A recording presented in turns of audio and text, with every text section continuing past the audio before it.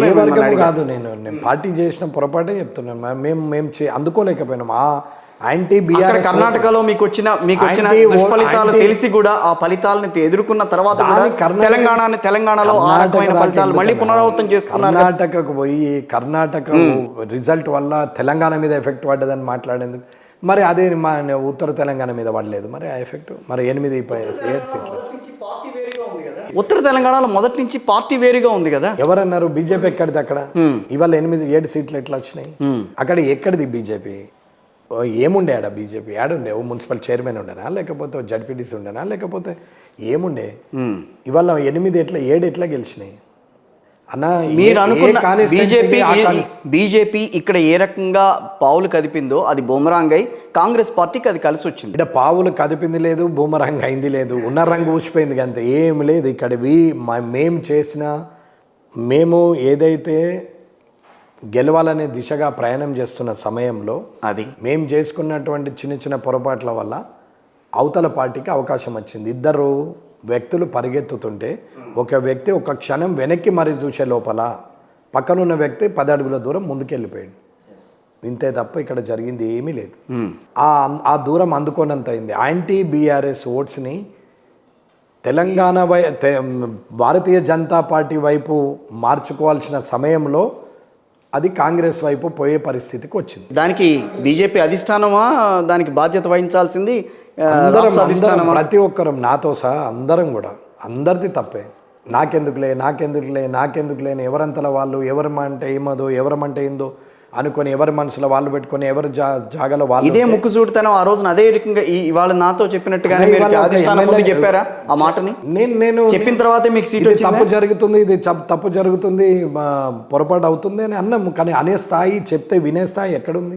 ఇప్పుడు ఒక స్థాయి కూడా కావాలి కదా. ఇవాళ నన్ను ఎందుకు పిలిచారు? వెంకటరమణారెడ్డిగా పిలిచిరా, ఎమ్మెల్యేగా పిలిచిరా? ఎమ్మెల్యేగా పిలిచాను. వెంకటరమణారెడ్డి గారు కూడా ఎమ్మెల్యేల 119 మందిలా అంతమంది ఉన్నారు. నన్ను ఎందుకు పిలిచారు? అంటే నాలాంటి వాళ్ళను 4 పిలవచ్చు, నన్ను ఎందుకు పిలుస్తున్నారు?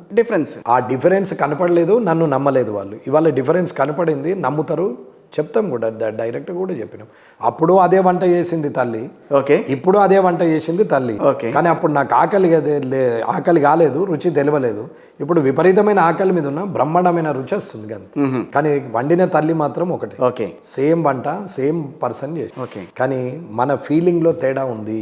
ఆ తేడా వల్ల రుచి తెలియలేదు.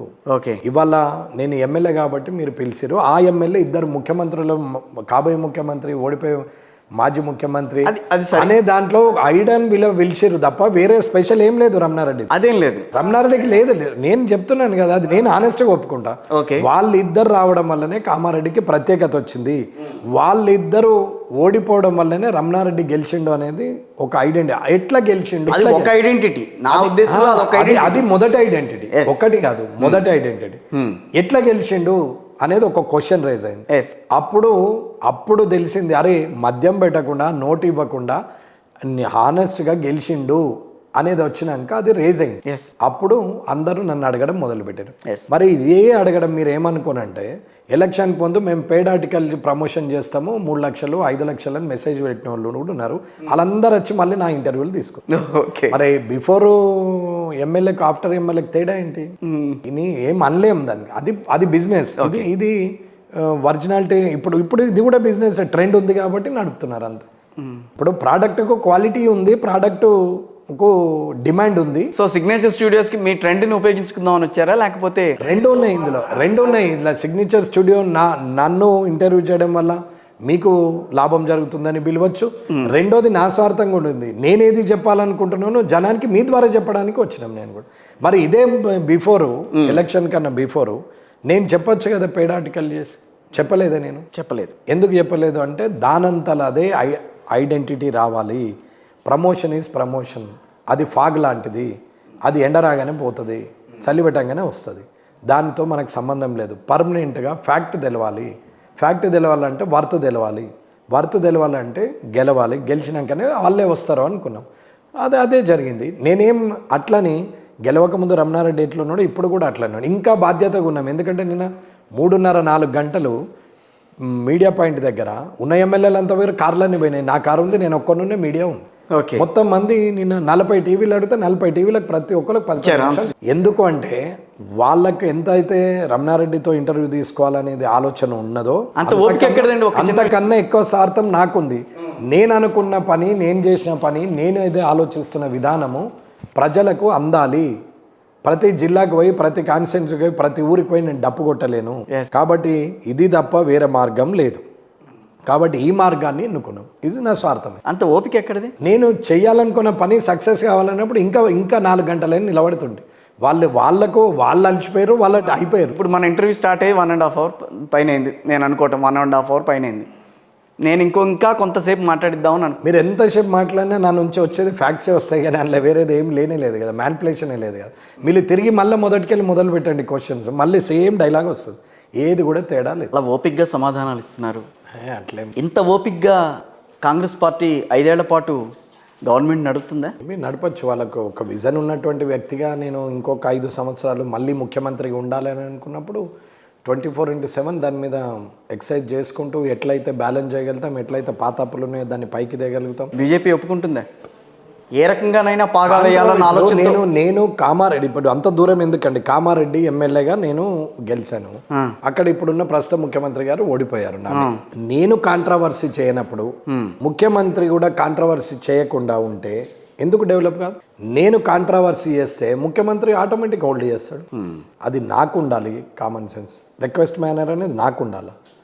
అల్టిమేట్గా కాన్సెప్ట్ ఏంది? కాన్స్టిట్యున్సీ డెవలప్ కావాలి. ఒక్క కామారెడ్డి గురించి మాట్లాడట్లా, ఓలా తెలంగాణ గురించి నేను మాట్లాడుతున్నాను. నేను అనేది అందరూ కూడా అదే రకమైన ఆలోచన ఉండాలి. తెలంగాణ ముఖ్యమంత్రి ఈ దేశ ప్రధానమంత్రి మధ్యది మీరు అడిగారు. అవును, సేమ్ లాజిక్ పాయింట్ A+B² ఎక్కడైనా గంతే నేను ముఖ్యమంత్రి మధ్యనే చెప్పిన. నేను బాగా చెప్పారు. ముఖ్యమంత్రిగా ఆయనకు నేను అట్లాని ఆయనతో కొల్యూట్ కావాల్సిన అవసరం లేదు. అట్లానే ఆయనకు ప్రతి నిమిషము ఇరిటేటింగ్గా నేను డైలాగ్ డెలివరీ ఇచ్చి నా వ్యక్తిగతంగా నేనేదో షైన్ కావడానికి మిమ్మల్ని ఏదో తిట్టుకుంటూ మాట్లాడితే, so in the sense BJP ఎక్కడా కూడా ఇన్వాల్వ్ కాదు దేంట్లో, రేవంత్ రెడ్డి గవర్నమెంట్ విషయంలో. అవును, ఆయన పాసిబిలిటీ. ఇప్పుడు ప్రధానమంత్రికి గౌరవం బీఆర్ఎస్ 6 నెలల్లో మళ్ళీ బీఆర్ఎస్ 6 నెలల్లో మళ్ళీ ప్రభుత్వాన్ని స్థాపిస్తుంది అని చెప్పి బీజేపీకి సంబంధించిన కొంతమంది కీలక నేతలే ఏమో వాళ్ళకిన్న బీఆర్ఎస్ వాళ్ళతో కలిసి మాట్లాడారేమో, ఏమో మరి.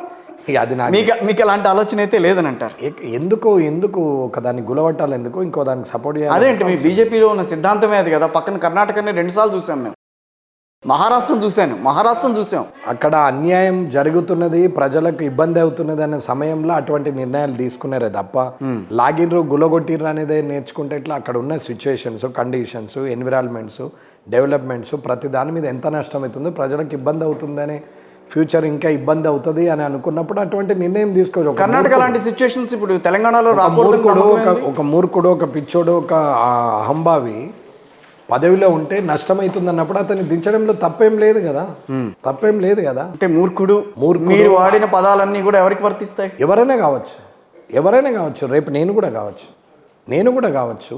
అహంభావంతో మూర్ఖంగానే ప్రవర్తిస్తే ప్రజలు ఇబ్బంది. బీజేపీ అనేది భారతీయ జనతా పార్టీ, తెలంగాణ భారతీయ జనతా పార్టీ ఎట్టి పరిస్థితుల్లో కూడా ప్రభుత్వం కూలిపోవటానికి ఒప్పుకోదు అని నేను ఒక లైన్ 100%.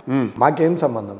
మేమెందుకు గులగొట్టాలని ఆలోచిస్తాం? మరి అన్నప్పుడు బీఆర్ఎస్ బాగానే నడుస్తున్న దానికి కూలగొట్టాలని మీరు రావాలని ప్రయత్నం చేసి తీసుకెళ్ళి కాంగ్రెస్ చేతిలో పెట్టారుగా. ఎవరన్నారు? అది రాజకీయము. ఎలక్షన్లో మేము గెలవాలని అనుకుంటాం. గెలిచి రాజ్యాంగబద్ధంగా గెలిచిన వ్యక్తులను గులగొట్టాలని తప్పు అంటున్నాం. కానీ ఎలక్షన్ పోటాపోటీలో మేము మా ప్రభుత్వం రావాలని ప్రయత్నం చేయడం తప్పట్లేదు. బాగా సమర్థించుకుంటున్నారు బీజేపీని. సమర్థించలేదు, నేను వ్యవస్థను సమర్థిస్తున్నా. వ్యవస్థలో తప్పులు నేను ఎప్పుడు కూడా వ్యవస్థలో ఉన్న తప్పుకు శత్రువునే తప్ప వ్యక్తికి శత్రువును కాదు. వ్యవస్థలో ఉన్న తప్పుకు నేను వ్యతిరేకినే తప్ప వ్యక్తికి వ్యతిరేకిని కాదు. రేవంత్ రెడ్డి గారు ఆరోగ్యశ్రీ చేశారు. నేను ఓలాటర్లీ కంగ్రాచులేషన్ చెప్పినాం, శుభాభినందనలు చెప్పినాం. ఇంత ఇలాంటి పనులు చేయండి అని చెప్పి. మీ అధిష్టానం ఏం మాట్లాడాలా? అదేంటి నువ్వు ఎట్లా మాట్లాడతావు అట్లా అని చెప్పి కాంగ్రెస్ పార్టీ ఆయన అధిష్టానం ఏమన్నా ప్రతిదీ తిట్టమన్నారా? ఇప్పుడు మోడీ గారు ఉన్నారు, మోడీ గారిని బోడియోడు అని అన్నాడు కదా, మోడీ అని అన్నారు కదా.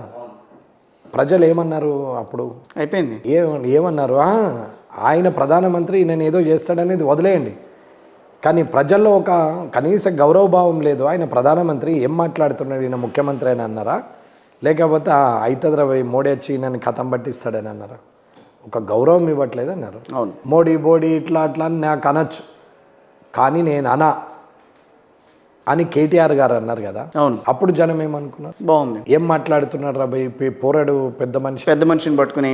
అంటే ఇక్కడ వ్యవస్థల వయసును చూస్తారు, హోదాను చూస్తారు, మాట్లాడే వ్యక్తి సమఉజ్జా కాదా చూస్తారు. ఇవన్నీ ఉంటాయి, బేరీజ్ తనం ఉంటుంది. బేరీజ్ చేయకుండా అయ్యా అరే అన్నాడని చెప్పి కొడుకు కూడా అరే అంటే ఆ 40 ఏళ్ళ గ్యాప్లో ఎవరు పడరు. అవును, అది కూడా అర్థం చేసుకోవాలి. తండ్రి వస్తే ఓనర్ వస్తే తండ్రి ఓనర్ వస్తే లేస్తాం, అందరు ఎంప్లాయీస్ లేస్తారు. అదే కొడుకు చిన్నప్పటి నుంచి ఇక్కడనే పెడి పెద్ద అయ్యి వస్తున్నాడు అనుకో, ఎందుకు లేస్తారు? దాని ఆలోచన దానికి ఉంటుంది, ఆ అటాచ్మెంట్ వేరు ఉంటుంది, ఆ రిలేషన్ వేరు ఉంటుంది, ఆ విజువాలిటీ వేరు ఉంటుంది. సో కానీ తండ్రి పరిస్థితుల్ని కొడుకును కూడా రిసీవ్ చేసుకోమంటే రాజరికం ఏదే ఉన్నా, ఓకే, ఏమన్నా దర్బారా? ఇదే తప్పులు కదా ఎవరు చేసినా. రేపు పొద్దున అందరికీ అది